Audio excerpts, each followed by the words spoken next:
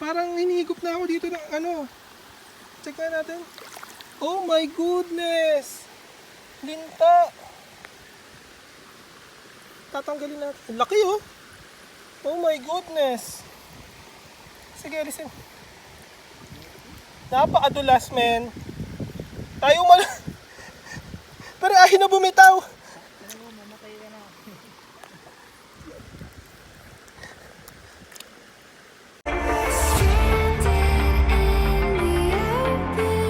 Mga ka-agripreneur, welcome nga pala sa aming vlog saan ipapakita namin sa inyo ang pag-aalaga namin ng ulam o mas kilalang giant freshwater prawns.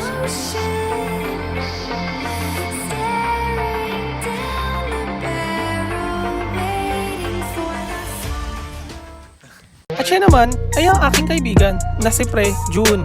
May sariling area pero wala pang pondo sa ngayon. Laguna Boy. Sama rin ako. Ako nga pala, si Precard, may pang bondo, pero wala pang sariling area. Manila Boy. Ay, rolling na. At ang aking nag-iisang kuya na si Pre James. Kaya, napagdesisyonan namin na pasukin ang pag-aalaga ng ulam o mas kilalang giant freshwater prawns. Kaya, supportahan nyo kami at samahan sa adventure na aming pag-aalaga. Let's go! Tanghali na naman kasi tayong bumaba rito, kaya wala tayong inaabutan. Magandang umaga sa inyo. So, ito na nga. After ng malayong lakaran at maputik, sulit naman. Kasi magandang area. So, nandito na nga kami sa mismo pinaka-area. Dito namin sisimulan yung mga pangarap namin na gusto namin simulan. Wow naman! Wow! Wow! At syempre, bakit nga ba kami nandito? Number one, mag-aalaga kami ng ulang. So, na-impluwensyahan ako sa pag-aalaga ng ulang dahil sa kaibigan ko. At syempre, ako, inisip ko, paano ko sisimulan kung wala naman akong area? At wala rin ako makasama. Syempre, nandito yung partner ko. Tsaka bakit nga pala tayo mag-aalaga ng ulang, pre? So yun, napili namin yung ulang kasi nga, kukunti pa lang ang nag-aalaga dito sa area namin, sa lugar namin ng ulang. So mas malaki pa yung potential niya na kumita talaga kasi halos ilan lang yung nag-i-engage ngayon. More on kasi rito sa amin mga tilapia, yan. Tilapia talagang dito, dalag, may ilang nag-aalaga ng hito. Pero yung ulang, wala pa. So yun, sayang naman yung opportunity. Malaking potential niya rito. So, yun na nga. Since nga magkaibigan kami, lumapit siya sa akin na baka pwedeng magsama kami. Simulan namin dalawa. Tapos, Kasi syempre, number one, ako, aminado ko, wala akong lupa. So yun ang problema niya. So, ang problema niya kasi wala siyang area. Then gusto niyang mag-engage sa agriculture. Hindi lang naman dito sa pag-aalaga ng ulang. May mga previous na rin kaming naging partners na yun nga, kulang siya sa area. Then ako naman, may area ako, kulang naman ako sa funds. So yun. Kaya nag-propose na rin ako sa kanya na what if mag-tie up na lang kami, magsama na lang kami. Kasi ikaw, problema mo area. Ako may area. Ako naman, problema ko, wala akong budget. Ikaw naman, may budget, wala akong area. So yun, napagkasunduan na lang namin nga na. Sige, magsama na lang so sa madaling salita nga, kailangan namin ng isa't isa. Ginagamit lang mo isa't isa. Kung hanggat maaari para kami linta sa isa't isa. Pagka naubos na pondo nito, bahala to sa buhay nito. Wag naman, sana na mag-success kami dito. So ito na nga. So nakita niyo yung area, ipapakita namin mamaya yung buong area. Tsaka actually, second day na to. Yung first day namin kahapon, hindi namin na-vlog kasi sobrang lakas ng ulan. Basang-basa kami. Kaya ito, medyo maganda yung panahon. Ito yung opportunity. So at least mapapakita namin sa inyo yung area kung paano namin i-develop. Number one, syempre, dalawa lang kami magde-develop nito. Kaya gusto rin namin i-vlog, ipakita sa inyo para at least yung sa mga katulad namin na may katulad na area na napapabayaan na hindi naman napapakinabangan na pwede pala mag-alaga ng ganito. So, pwede nyo simulan. Pag napanood nyo na kami, syempre. So yun, isa dagdag ko lang, mukhang mali nga ako na akong partner kasi tight din pala budget nito. Yun lang. Para budget nito. So yun wala namang problema. Ang mahalaga sa akin, maumpisan lang din. Yun, kasi yun din naman gusto namin, i-vlog namin yung from the start, mapakita namin na ito yung naumpisahan namin. Kaya yun, ano na rin, nag-decide na rin. Actually, dapat last month pa to. So, yung medyo, syempre, nagkaroon ng long weekend. Saka, isa pang dahilan pala namin, kaya nag-engage sa ulang. Kasi, dahil sa programa ng BIPAR. Yan, kung meron po sa inyong, punta po kayo sa, Municipal Agriculture Office. Tanong nyo po kung ano sila ng BIPAR. Kasi ang BIPAR po is, pinopromote niya talaga yung ulang. So, yun, nagbibigay po sila ng libreng similya. So sa dami, nakadepende po yung kung gaano kalaki ang area namin. O area nyo na paglalagyan. So yun, dito sa area namin, hindi naman to kalakihan. Around 1,000 square meter lang naman to. So yun. So dahil nga tight din ng budget nito. Kailangan namin kumita, kailangan namin magkapera. Plano namin is hatiin siya sa 4, then by portion. So ngayon, yung isang butas muna. Then pagkatapos nito, huhulugan namin siya ng ulang. Tapos habang inaalagaan yun, gagawin namin yung kabila hanggang sa matapos namin itong buong area. Pero bukod doon, may kita nyo naman yung kasi every time naman na meron kaming na-accomplish na sa area, i-upload namin para at least may kita nyo yung area, yung before and after, di ba? Kada activity namin, yan, i-vlog na rin namin. Kasi baka saglit lang din kasi buhay namin. Gusto namin may maiwan kahit papaano. Oo nga, yun na. Kaya yun, So, sisimulan na natin. Let's go! Pakita namin nagawa namin kahapon. Kahapon, yan na yung nagawa namin. Yan, yung mini pilapil na yan. Yan. Medyo mahirap lang kabo kasi lakas ang ulan. Pero kasi ang gagawin namin dyan, di ba nakakapagod, di ba? Medyo, syempre hindi naman kami expert. Sisimulan namin. Ito. Ang gagawin namin, since nga doon galing yung tubig, meron kasi doon sapa. Yung sapa, medyo malakas yung agos. Kaya yung itong area na to maganda gawing fish pond. Eh, ang gagawin namin, ang problema nga lang, since malakas nga yung agos ng tubig, nahirapan kami maghukay. Kaya ang gagawin namin dyan, ang gagawin na nasuggest nga ng kaibigan ko, yung area na yan na yung mismo merong kawayan na yan, yan na yung nakatayo na yan. Lalagyan namin yan ng kanal. Yung kanal na yan hanggang doon sa may puno ng buko. Lagyan namin ng kanal yan para yung tubig dito madrain. Para pag naghukay kami, hindi kami mahirapan. So, pre, ano na? Simulan na natin. Tayo na, tanghali na oh. Halika na. Tara na, game. Lalagyan niya yan ng pattern, tapos huhukayin.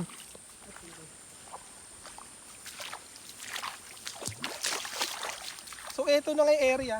Ito yung mismo yung kawain na sinasabi ko. Hanggang doon sa nilalakaran niya, lalagyan namin ng kanal para yung tubig hindi na ipon ng ganito kataas. Para pag naghukay kami, papalalimin namin, hindi kami mahirapan.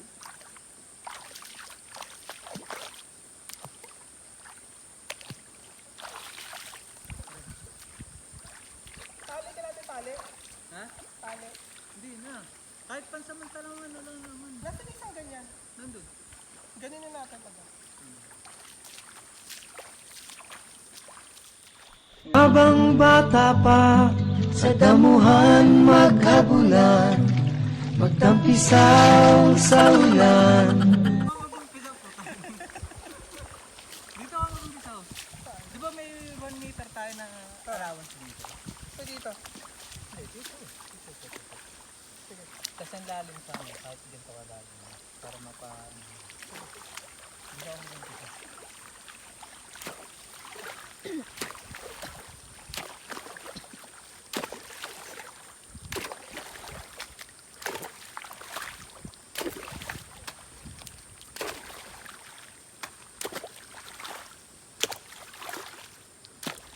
Ang magtanim ay di biro, magapong makayok. Pinag-aaral kasi nung magulang, ayan. Puro kasi bulakbol.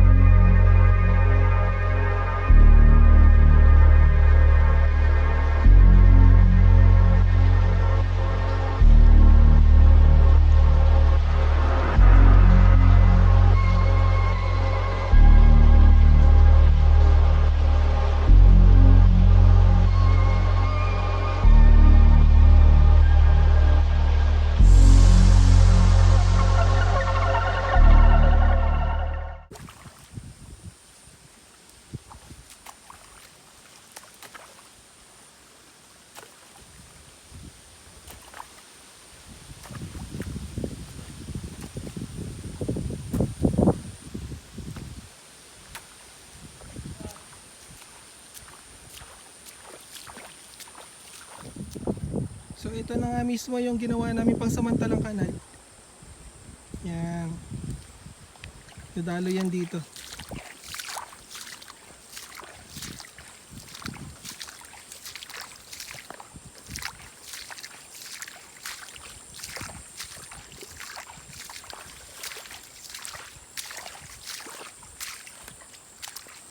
Yan mismo. Tuloy-tuloy hanggang dito. Pag nagawa namin yung kanal niyan hanggang dito sa area na to, para pag na-drain na yung area doon, hindi namin mahirapan hukayin. 0.5. Ano ba ang target natin pre kapag hukayan?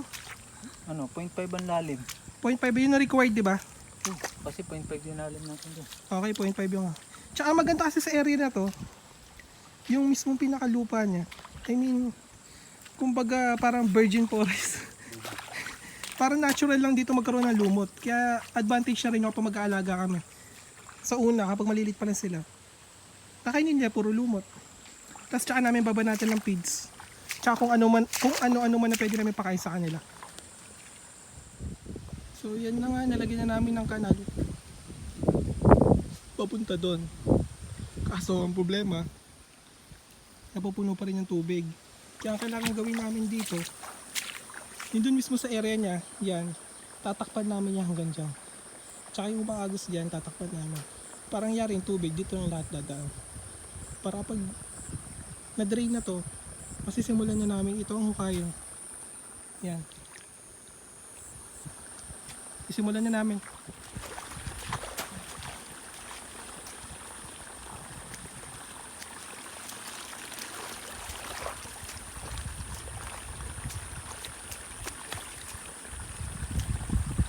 Kung may babalik lang yung mga panahon, mag-aaral na ako. Pag na tumayo sa bakod. Doon na lang. Doon. Para isang habang na lang. Para masarahan na natin ito. Ang patakbo. Kung malakas ang alis dito.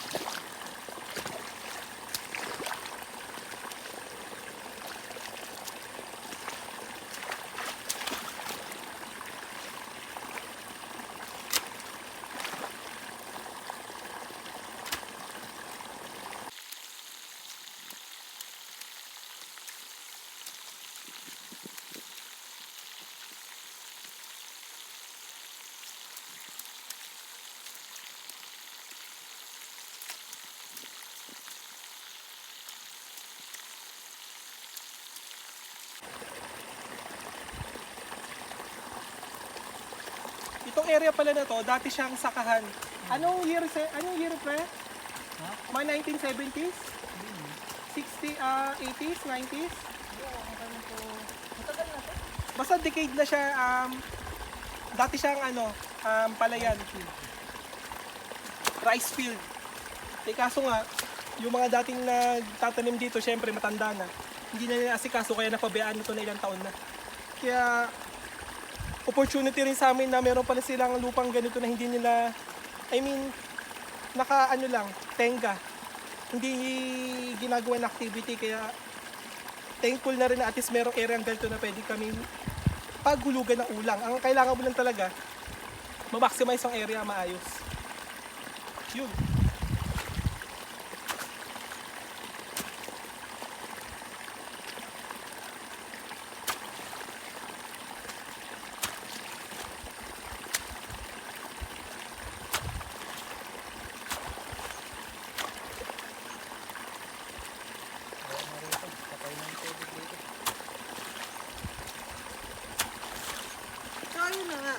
Nagkalintaan pa. Kaya yun. Kanina, may linta dito. Sinisip-sip na nga eh. Pinapasip-sip ko na, siya pa yung sumuko. Kaya yun, nagtakbuhan kami. Will ako lang naman. Ito tropa ko, matapang to sa lahat. Sa linta lang takot. Hindi ka matao. Dulas-dulas, tapos kikislot-kislot. Hindi naman takot, direct. Nandidiri. Nakakadiri.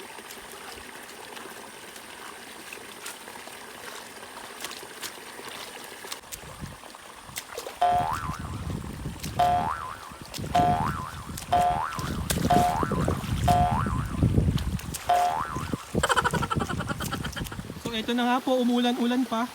Yung area kayo na sinabi ko, yan na. Tatambakan na namin. Pero initial pa lang yan, tataasan pa namin yan. Pre, parang may sumisip-sip sa paa ko.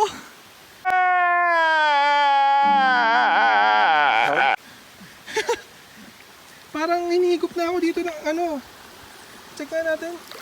Oh my goodness! Linta! Tatanggalin natin. Laki oh! Oh my goodness! Sige, alisin. Napakadulas, men. Tayo Pero ayaw na bumitaw. Ano, mamatay ka na.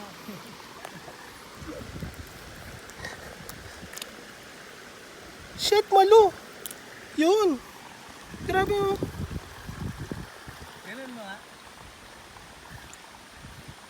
O, di ba kamay ko na may sinisip-sip? Nakatuwa ito linta ah. Pre oh. So yun na nga, umulan na. Pero tuloy-tuloy pa rin. Okay, game.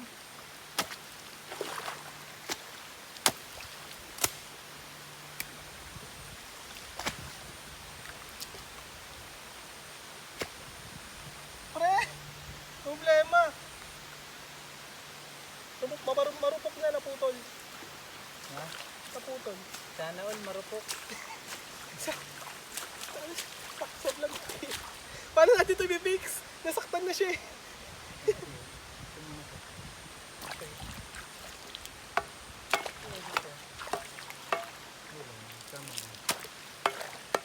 Nanghiram na lang oh.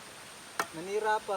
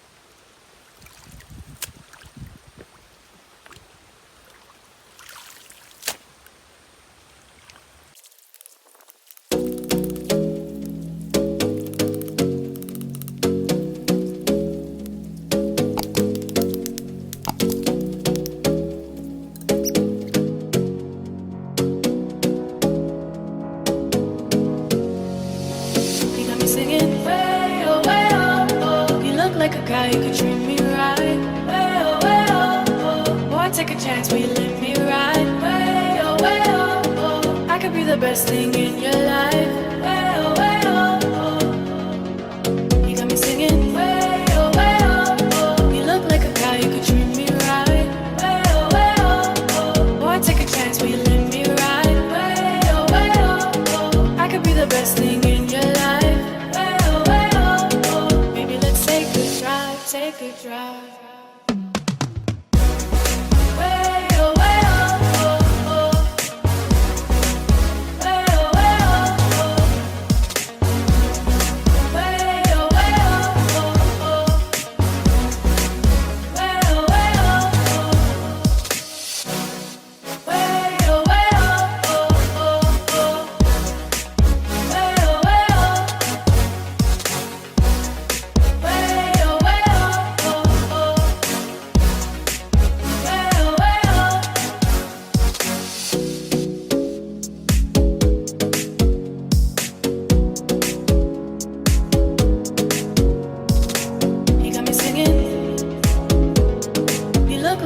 you could treat me right. Boy, take a chance, will you let me ride? I could be the best thing in your life. Maybe let's take a drive, take a drive. Bale, ito na muna for today. Yan ang nagawa namin. Pilapil. Tapos yung kanal doon sa dulo. Tsaka yung part doon na pumapasok yung tubig, natakpan naman na namin. Kaya yung tubig dito steady na. Kaso nga lang, syempre, hindi pa nade-drain. Kasi ka-level niya yung nandun. Kaya dapat, sa next, makapag-hukay ka ba na kanila mas malalim doon para ma-drain talaga yung mismong pan. Kamusta ka dyan, pre? Yan, pagod na. Uwian na! Habang bata. So ito na nga. Happy moments na. Takbo ka. Habang bata pa sa damuhan. Kulitan na. Habang bata pa sa damuhan maghabulan, magtampisaw sa ulan.